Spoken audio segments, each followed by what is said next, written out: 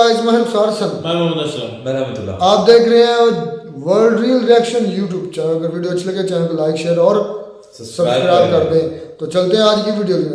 Video का title है कश्मीर की इस फैक्ट्री से जल भुनेगा पाकिस्तान, यानी कि जल भुजेगा। आई थिंक लिखना। खैर, आलोक सर भी कमाल कर रहे हैं, कमाल से कमाल वीडियो लेकर आ रहे हैं।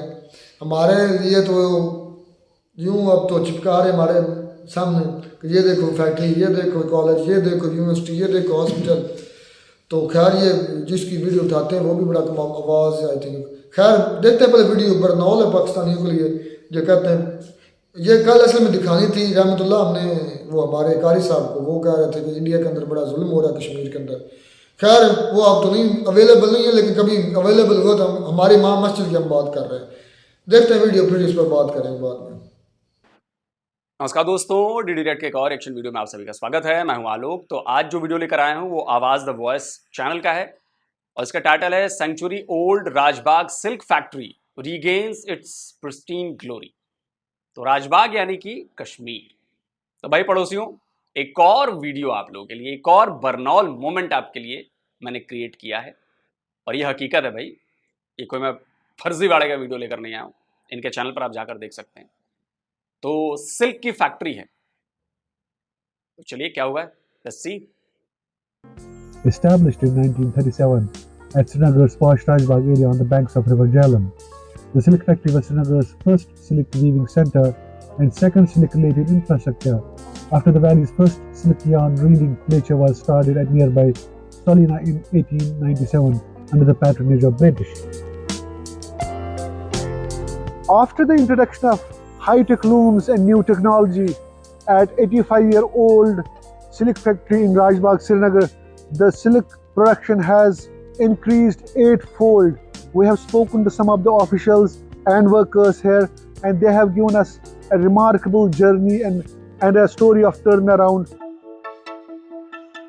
देखिए, नज़ीर जो हैं वो रिपोर्टर हैं और वो बता रहे हैं कि भाई 85 ईयर्स शायद इन्होंने बताया कि इतनी पुरानी ये फैक्ट्री है और ये बीच में गड़बड़ हो गई थी। अब इसको फिर से किया गया है और बड़ा इसका सिल्क का प्रोडक्शन बढ़ा है। आप लोग जानते हैं कि सिल्क जो है वो सिल्क के कपड़े, सिल्क की साड़ियाँ कितनी फेमस है और सिर्फ भारत में नहीं पूरी दुनिया में फेमस है, क्योंकि बहुत फाइन कपड़ा होता है। और सिल्क आप लोग को पता ही है, सिल्क वर्म से सिल्क निकाला जाता है। मतलब बिल्कुल 100% नेचुरल होता है, कोई केमिकल से नहीं बनाया गया धागा, कोई पॉलिस्टर नहीं है। सिल्क जो है वो नेचुरल फैब्रिक है और वो बड़ी मेहनत से बनाया जाता है। सिल्क के कीड़े होते हैं, उनसे वो सिल्क निकाला जाता है। तो चलिए आगे देखते हैं।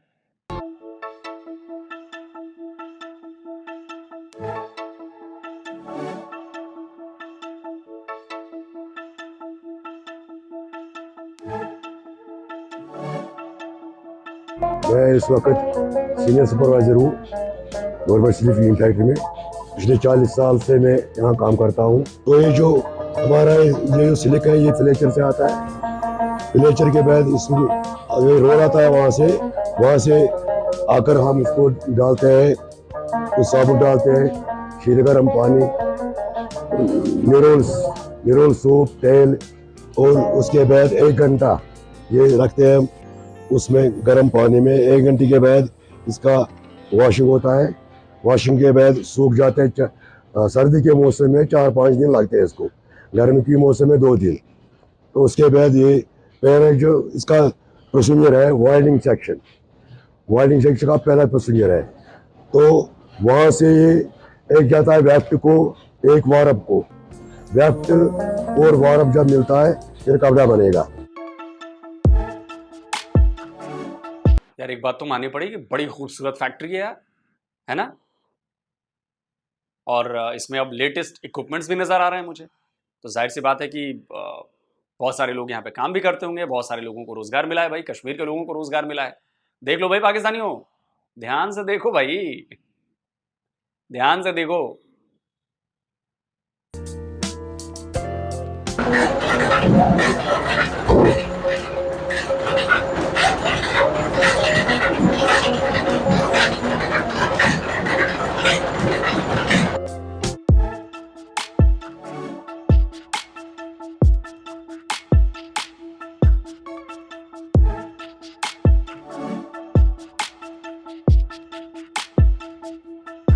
आया था, जो ब्रिटिश वालों की मशीनरी थी वो सब खत्म हो चुकी थी। फिर वर्ल्ड बैंक वालों ने इस पर कदम उठाया तो उन्होंने हमें मशीनरी, बहुत अच्छी मशीनरी दी, क्योंकि जो ब्रिटिश वालों की मशीनरी थी उसमें खर्चा बहुत था। बैलेंस की खर्चा था, उसमें ब्रैकेट खर्च था, स्पिनर के खर्चे था, और बाकी मसाइल जो पार्ट्स होते हैं वो टूट जाते हैं उसमें खर्चा था। लेकिन जो इस टाइम मशीनरी है बहुत ही अच्छी।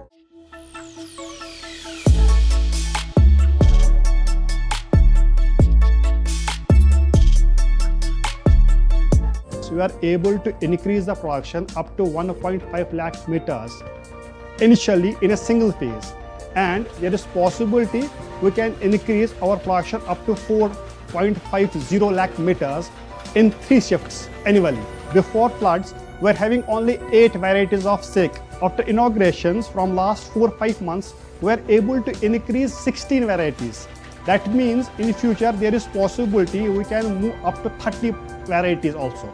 And with the help of these machines, there is possibility that we can provide employment to the youth.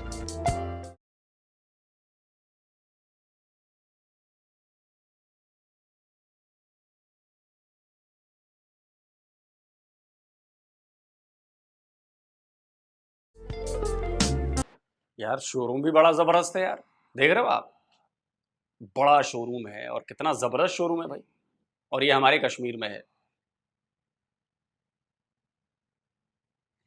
Pakistan के लोगों, मैं कहता हूँ ना, 4-5 साल में आप लोग देखिएगा कश्मीर पूरे वर्ल्ड मैप पर होगा।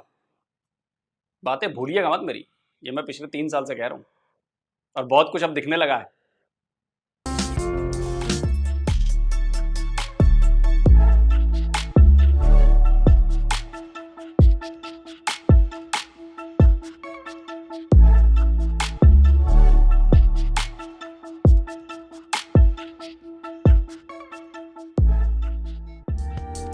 My name is Amir Sid Alai.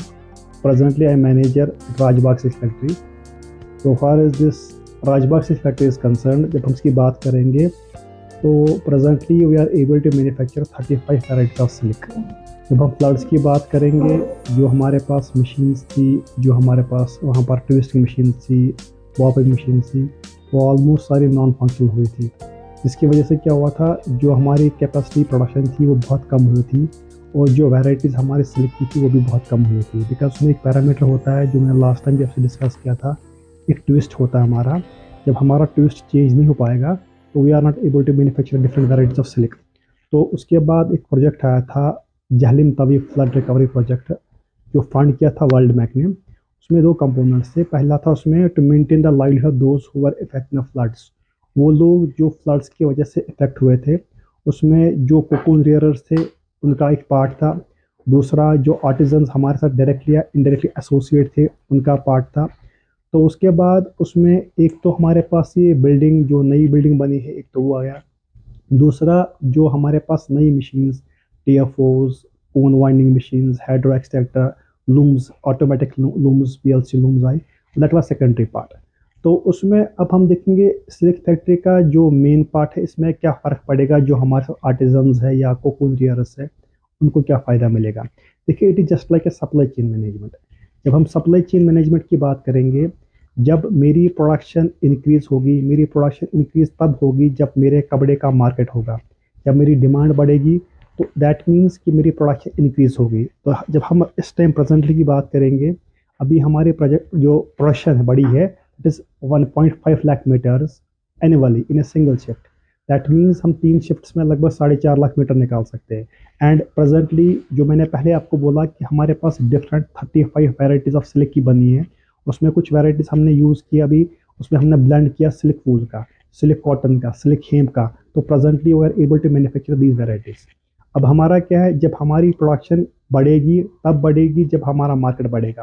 That means इसका मतलब हमें जो रॉ मटेरियल है, जो हमारा यार्न है, उसकी हमें रिक्वायरमेंट इंक्रीज़ होगी, वो चाहिए हमें ज़्यादा। तो जो हमारा दूसरा पार्ट हमारा जो सिस्टरनी कंपनी हमारी दूसरी जो है JK की, तो दैट इज़ रीलिंग प्लांट, जहाँ पर रीलिंग होती है। तो वहाँ पर क्या है, वहाँ पर हम कोकून्स जो होते हैं परचेज़ करते हैं। कैसे करते हैं, हर जगह ऑप्शन लगता है, उधमपुर में हो, श्रीनगर में हो, उधमपुर में हो, जहाँ पर भी है, गांधरबल में हो, तो वहाँ पर क्या होता है, ऑक्शन होता है कोकून्स का। तो जो हमारी जम्मू एंड कश्मीर इंडस्ट्रीज़ है that take the part in that auction. तो उसके बाद हम कोकून्स परचेज करेंगे, उन कोकून्स के बाद उसका रीलिंग होगा, उसका यार्न बनेगा, and that yarn has been consumed by Rajbagh silk factory. तो जब मेरी प्रोडक्शन बढ़ेगी दैट मीन्स कि मुझे ज़्यादा यार्न चाहे। जब ज़्यादा यार्न मुझे चाहे, इसका मतलब जो मैं कोकून परचेज करूँगा आई विल परचेज वो जेके परचेज ऑन लार्ज स्केल। इसका मतलब जो हमारे साथ कोकून रियरर्स है उनका ज़्यादा सपोर्ट मिलेगा। अगर आज की बात हम करेंगे, प्रेजेंटली हमारे पास जो सिनेरियो है, नियर अबाउट 23,000 फैमिलीज हमारे साथ एसोसिएट इस टाइम प्रेजेंटली है। तो जब हमारी प्रोडक्शन इंक्रीज होगी दैट मीन्स जो ये फिगर है इट विल इंक्रीज। दो वे ट्रैक है, एक साइड से आर्टिजन को सपोर्ट कर रहा है, दूसरा साइड जो कोकून फार्मर्स है, कोकून रियर्स है, उनको सपोर्ट कर रहा है। The Jammu Kashmir government is implementing a World Bank funded project, the Jhelum Tawi Flood Recovery Project, a $250 million project being implemented in J&K by the J&K Economic Reconstruction Agency. This project is a remarkable story of turnaround in the developmental landscape of J&K. It has components across various sectors like health, education, disaster management, risk resilience, livelihood, rehabilitation and reconstruction of hospitals, schools, colleges, etc. The production of the silk cloth at this nearly 85-year-old factory had been decreasing because of the aging workers and also the outdated machinery. But due to the efforts of Jhelum Tawi Flood Recovery Project, JTFRP and World Bank, this project, the silk factory, is regaining its pristine glory. चलिए दोस्तों, बहुत ही अच्छा video था, बहुत ही informative video था, और $250 million की investment के बाद ऐसा हुआ है। और मैंने वो बोर्ड देखा था जिस पर 2021 में मनोज सिन्हा थे, उन्होंने उद्घाटन किया था इस फैक्ट्री में। शायद रिनोवेशन हुई होगी, बाकी की मशीनें आई होंगी। कुल जमा इस वीडियो को दिखाने का मेरा मकसद ये है कि जो लोग पाकिस्तान के लोग कहते हैं कि जुल्मों सितम से परेशान हैं जम्मू कश्मीर के लोग, देखो तुम लोग, ये है तुम्हारे मुंह पर तमाचा। जो लोग ये कहते हैं कि वहां हिंदुओं को बसाया जा रहा है, हिंदुओं को किया जा रहा है, हिंदुओं के लिए चीजें की जाती हैं, सारी फैक्ट्रीज हिंदुओं के लिए बनाई जाती हैं, तुमने देखा यहां पर कितने हिंदूज थे? ये जम्मू कश्मीर के लिए किया जा रहा है, ये जम्मू कश्मीर के लोगों के लिए किया जा रहा है। और जम्मू कश्मीर में जो लोग बसते हैं वो यहाँ पर रोजगार पाते हैं, वो काम करते हैं, उनकी बेहतरी के लिए। और मैं फिर कहूंगा कि ये सिर्फ फैक्ट्री नहीं है, ये पूरा इकोसिस्टम है। कैसे? आपने देखा कोकून फार्मर्स की बात हुई थी। कोकून यानी कि जो लोग जानते हैं, वो जो सिल्क वर्म होते हैं, सिल्क वर्म फार्मिंग होती है, तो सिल्क वर्म होते हैं, वो कोकून में बदलते हैं, फिर कोकून से वो रेशे निकलते हैं, वो उन फार्मर्स के लिए है। तो वो फार्मर्स ये सिल्क वर्म और कोकून उगाते हैं, पालते हैं, फिर वो इन फैक्ट्रीज को बेचते हैं, जो वो ऑक्शन की बात करते हैं। और कहाँ का ऑक्शन? जम्मू कश्मीर के अलग अलग इलाकों में ऑक्शन होता है, वो भी इन्होंने बताया। तो इसका फायदा कौन उठा रहा है? जम्मू कश्मीर के निवासी उठा रहे हैं। इससे बड़ा सबूत और क्या दूं मैं? डेवलपमेंट जिस रफ्तार से हो रही है, जैसे कि आखिर में उन्होंने बताया कि हेल्थ के सेक्टर में हो रही है, एजुकेशन के सेक्टर में हो रही है, रीडेवलपमेंट के सेक्टर में हो रही है, इन सब का असर अब दिखने लगा है। और जो काम पाइपलाइन में है उनका असर 3-4 साल में आपको और नजर आएगा। और जम्मू कश्मीर जबरदस्त तरीके से डेवलप हो रहा है, जबरदस्त तरीके से। और मैं तो चाहता हूं कि ये फैक्ट्री इतनी ज्यादा डेवलप हो जाए कि पूरी दुनिया में यहां से एक्सपोर्ट हो सिल्क के प्रोडक्ट, सिल्क की साड़ियां, सिल्क के जैकेट, सिल्क के कुर्ते, सिल्क के ये सिल्क जो भी। तो जाहिर सी बात है आमदनी बढ़ेगी, तो आमदनी किसकी जेब में जाएगी? कश्मीरियों की जेब में जाएगी। जो वहां पर रोजगार मिलेगा वो किन लोगों को मिलेगा? कश्मीरियों को रोजगार मिलेगा। आप अपना प्रोपेगेंडा चलाते रहिए। मैंने कहा था ना, G20 की मीटिंग बड़ी बात नहीं। G20 की मीटिंग के बाद जो स्टोरीज निकलेंगी वहां से, जो तो जी वीडियो होगी खत्म। तो जिस तरह मैं वीडियो के शुरू में बात कर रहा था कि कल हमारे इमाम मस्जिद उनको किसी काम से आए, हमारे से साट पर इधर बैठे रहे, रहमतुल्लाह से काम था कोई, तो उस दौरान ये डिस्कशन होना शुरू हो गई। तो उन्होंने कहा फ़लस्तीनियों में बड़ा जुल्म हो रहा है, फिर उन्होंने कहा कश्मीरियों में बड़ा जुल्म हो रहा है। अच्छा, उन्होंने ये बोल दिया। हालांकि वो एहतराम की जगह भी थे, फिर भी हमने कहा नहीं कारी साहब ठीक है, आप मानते हैं। हमने कहा हम ये चीज़ मानते हैं जो सच है कि पहले उधर जो थी ना हालात बिल्कुल भी अजीबो गरीब थे, मतलब ना उधर हाँ डेली मतलब ना स्टोन पेल्टिंग होती थी, कोई ना कोई झड़पें होती थी, मसले मसाइल थे।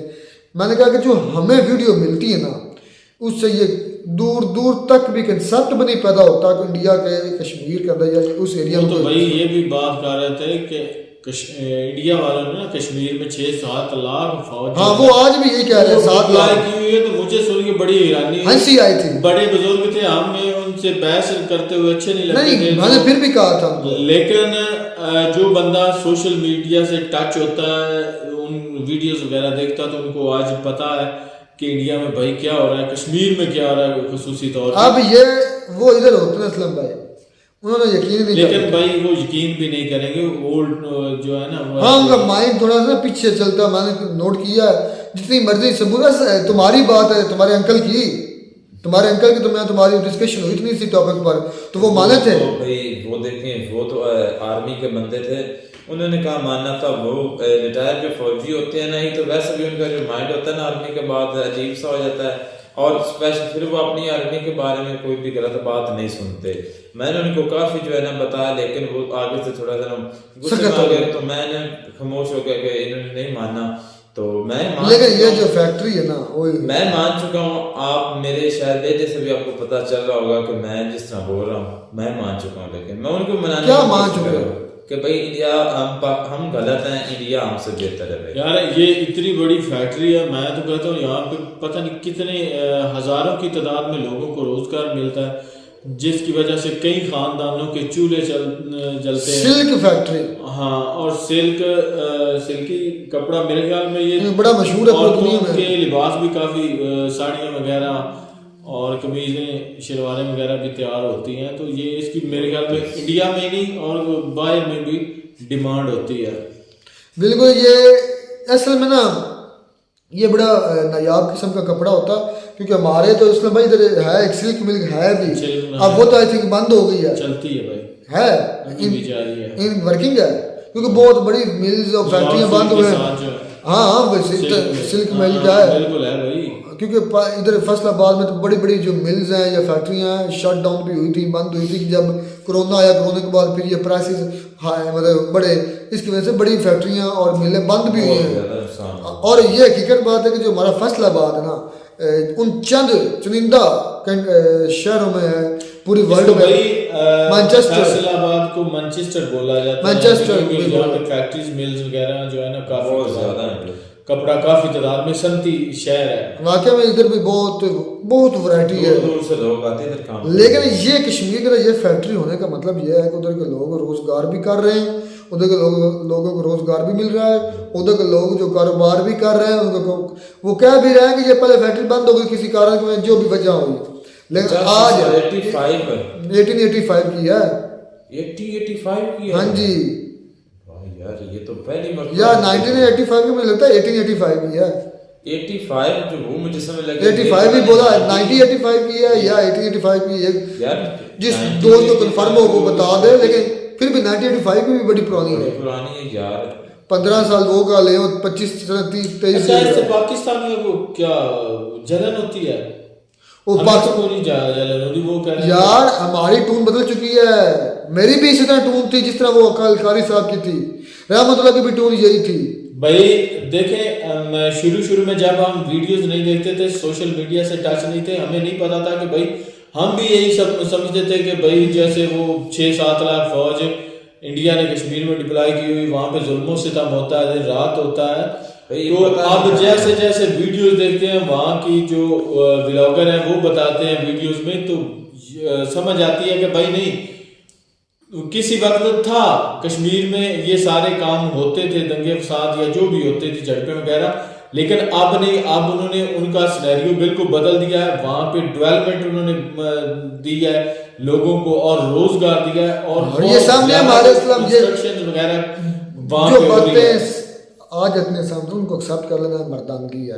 हमारे सामने हॉस्पिटल भाई हम फिर भी नहीं मानते थे, लेकिन जब कोई आउटसाइडर वहां पे जाके व्लॉग बनाता या वीडियो बनाता, तब हम बिलीव करते थे कि वाकई यार ये हो रहा है। अच्छा, उधर यूनिवर्सिटी बन रही है, वो बताए इसी चैनल पर आई थी वो वीडियो। यूनिवर्सिटी बन रही है, मेडिकल हॉस्पिटल बन रहा है, बहुत बड़ा और वो जब बनेगा उस पर भी इंशाल्लाह रिएक्शन। बड़ी शानदार थी पूरी की पूरी फैक्ट्री, दिल खुश हुआ ये देखकर, और हमारा माइंड बिल्कुल अब डाइवर्ट चेंज हो चुका है। जो पहले परसेप्शन हमारी थी इस लिहाज से, अब वो ऐसी नहीं है।